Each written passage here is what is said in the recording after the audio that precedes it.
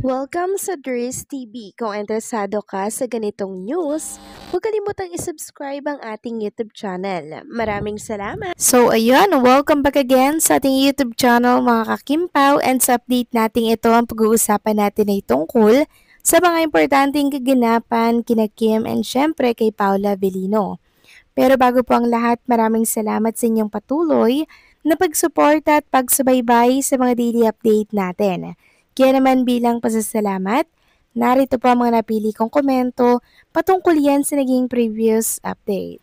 Unang komento mula po ito kay Corazon Carillas, sabi niya dito, "Good evening Namders, masayang-masaya kami sa mga ayuda mo na pinopost mo lagi. Mahal na mahal din po kayo kasi mahal mo ang aming idolo. Si Kim Chiu and Paolo Mamder, sana magsasama tayo ng isang ganap kasama natin ang Kim Pao. Baka pwedeng i-request mo kina Kim Chiu and Paolo Avellino. Love you all always. God bless us all. Kim Pao forever." Maraming salamat sa komento, Ginang Corazon Carillan. Ako gustong-gusto ko po yung idea na yan. Pero syempre, si Kim and Paolo Avellino po, alam naman natin na super busy po nila, no? Di natin alam kung kailan po sila pwede mga kakimpaw. Dahil sa dami po nilang commitment. Si Kim Chiu nga po hindi nakakapag-showtime dahil palagi po siyang taping para sa The Alibay.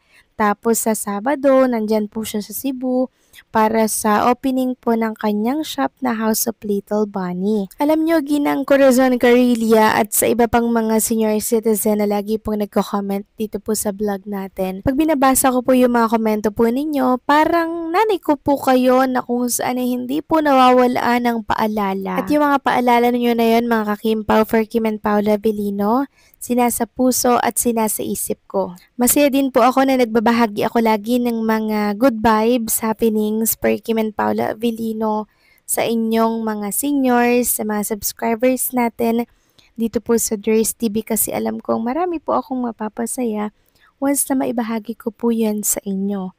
Kaya maraming salamat kasi patuloy po kayong nandyan at nanonood po ng mga vlog ko. So maraming salamat sa komento, Ginang Corazon Carillia. Mabuhay kayo, mag-iingat po kayo palagi, and syempre, God bless always. At ang next comment naman mula po kay Ginang Norma Dayag. Sabi niya, "There's good evening, Sunday will be Christ, the King. This is a worldwide celebration among Catholic. So I will attend this great celebration of our sect and pray over my favorite idol so that they will be saved in all their ganap, so with Paulo. At sana'y din maloloko si Kim for the third time. Kasi kung mangyari ito, iiyak kami seniors there at di na kami manonood ng movie ng artista except for Kim. If ever na mag-artista pa siya, pero kung di na siya mag-artista, then okay lang basta di niya iiwan ang showtime. Kahit yun lang ang appearance na niya sa movie world. God bless my idol Kim Pao and all their fans, vloggers, seniors, and Aki. I-claim na po natin yan, Ginang Norma Dayag, na wala na pong manlulokong lalaki kay Chinita Princess dahil nasa tamang tao na po siya. Lagi nating i-claim yan mga kakimpa, wag lang sana. Claim agad. Para nang sa ganon, mga kakimpaw, hindi na po masira pa. Diba? I-claim na po natin agad kung ano man po yung mga may posibilidad na mangyari. Kasi nakikita ko talaga kay Paula Avellino, yung caring niya, yung concern niya po kay Chinita Princess. And syempre, mawala lang po si Kim Chiu kahit ilang minuto, hinahanap niya na po agad. So ano bang tawag doon? Love, mga kakimpaw, di ba? Love yun. Pagmamahal na kung saan sobrang lalim. So maraming salamat sa komento, Ginang Norma Dayag. God bless po sa inyo and mag-iingat kayo palagi.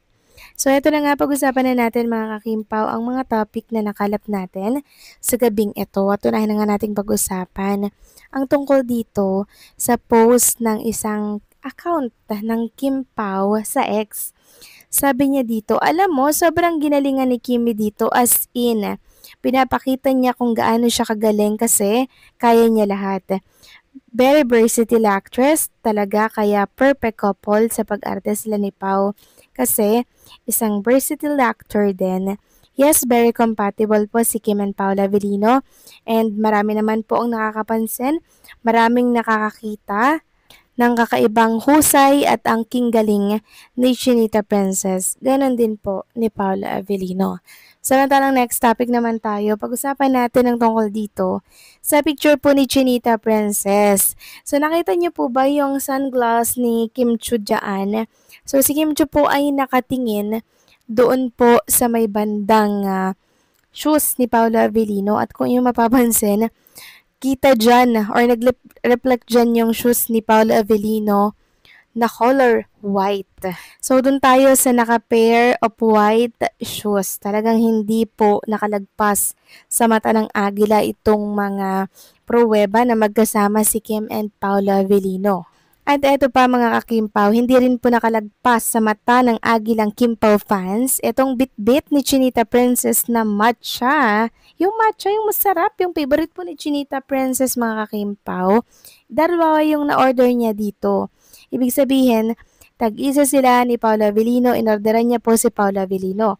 Tapos sa mga sumunod na picture, wala na yung isa mga kakimpaw, pero mabuti na lang at nahagip itong dalawa yung dala-dala ni Chinita Princess na matcha. Ibig sabihin, binigay niya na kay Paula Avellino yung isang matcha. Grabe no, favorite pala nilang dalawa itong matcha mga kakimpaw.